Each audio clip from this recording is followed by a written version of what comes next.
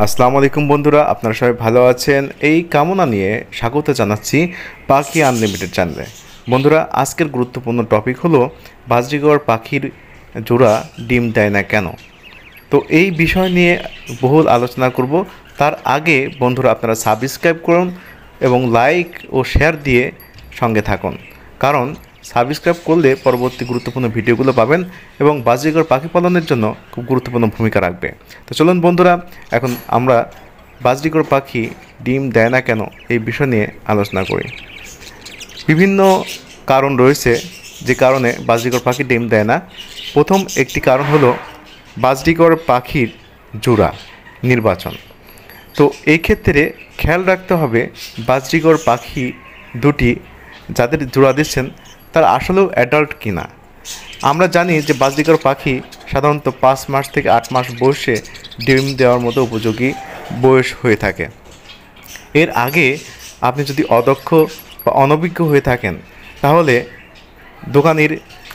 দোকানদারের চটকদারি কথায় আপনি 3 মাস 2 মাসের বাচ্চা নিয়ে দেখা যাচ্ছে যে আপনি জোড়া দিয়ে হাড়ি পেতে বসে আছেন যে কখন আপনার ডিম বাচ্চা হবে, তাহলে কিন্তু চরম ভুল করবেন।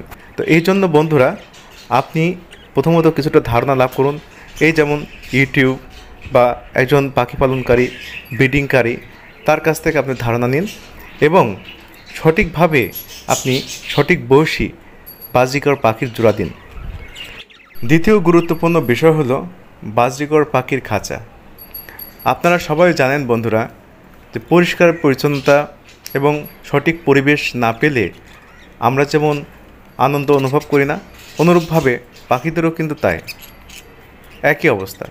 তো বন্ধুরা, বাজরিগর পাখির খাঁচাকে পরিষ্কার পরিচ্ছন্ন রাখতে হবে এবং সেটি যাতে সঠিক মাপের হয়।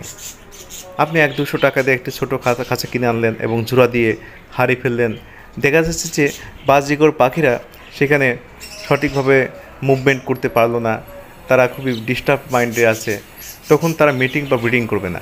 এই জন্য বন্ধুরা, সঠিক মাপের বিশেষ করে 2 ফিট বাই 1.5 ফিট বা 18 সাইজের খাঁচা ক্রয় করুন এবং সেখানে বাজরিগর জোড়াটিকে রাখুন। তাহলে দেখবেন যে বাজরিগর পাখি মিটিং করবে, ব্রিডিং করবে এবং পরিশেষে আপনাকে ডিম বাচ্চা দিয়ে সন্তুষ্ট করবে। তৃতীয় গুরুত্বপূর্ণ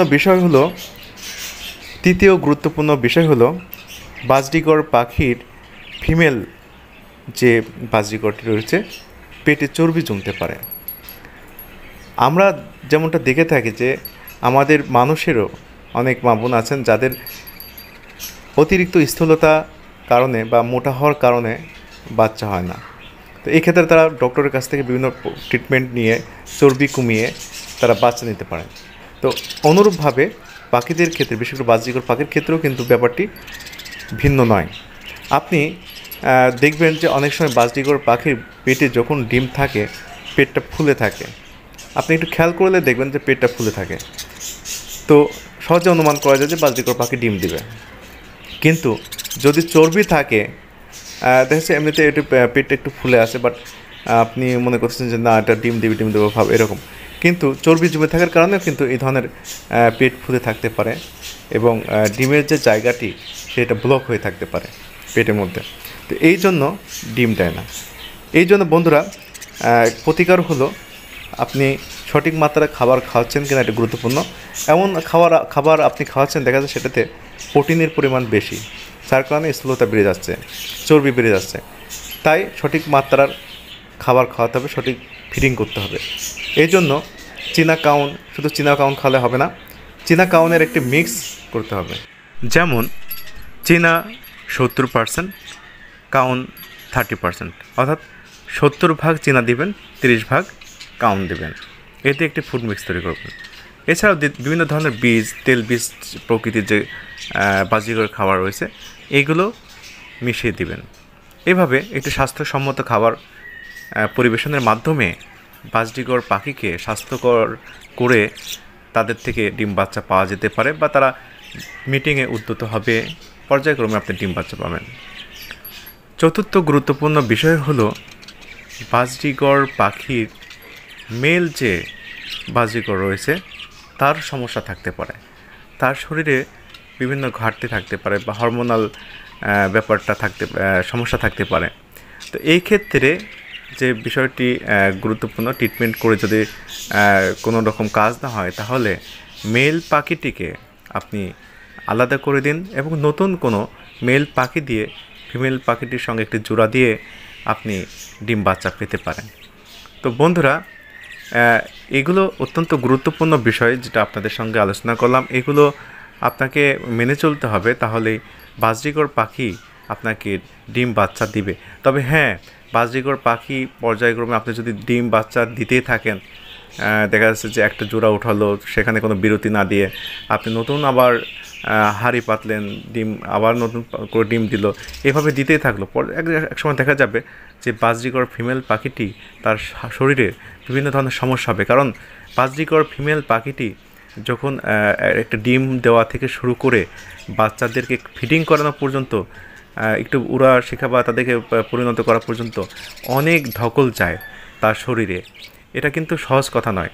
তো এই ক্ষেত্রে ফিমেল পাখিটি যদি আপনি এত মেশিনের মতো তাকে ব্যবহার করে ডিম বাচ্চা নিতে থাকেন, একসময় ফিমেল পাখিটি অসুস্থ হয়ে যাবে এবং সে পর্যায়ক্রমে বৃদ্ধ হয়ে মৃত্যুর দিকে ঢলে পড়বে। এই জন্য বন্ধুরা, যথাযথ খাবার পরিবেশন, অর্থাৎ স্বাস্থ্যসম্মত যে খাবার পরিবেশন করার মাধ্যমে এটাকে প্রতিরোধ করা যেতে পারে। এবং আপনি চেষ্টা করবেন যে প্রতি 3 মাস অন্তর অন্তর যেন ডিম বাচ্চা নেওয়া যায়। এই জন্য আপনি যখনই নতুন জোড়া বাচ্চা বড় হয়ে যাবে তখন বাচ্চাগুলোকে আলাদা করে দেবেন এবং হাঁড়িটিকে খাঁচা থেকে বের করে দেবেন। এভাবে যখন 3 মাস হয়ে যাবে তখন আবার নতুন করে হাঁড়ি দেবেন। এই ছিল বন্ধুরা আজকের গুরুত্বপূর্ণ বিষয়, যে বাজরিগর পাখি ডিম দেয় না কেন, ব্রিডিং করে কিন্তু ডিম দেয় না। তো যা হোক বন্ধুরা, সাবস্ক্রাইব করে সঙ্গে থাকবেন এবং পরবর্তী ভিডিও পাওয়ার জন্য বেল বাটনে ক্লিক করে অপেক্ষা করুন। আল্লাহ হাফেজ।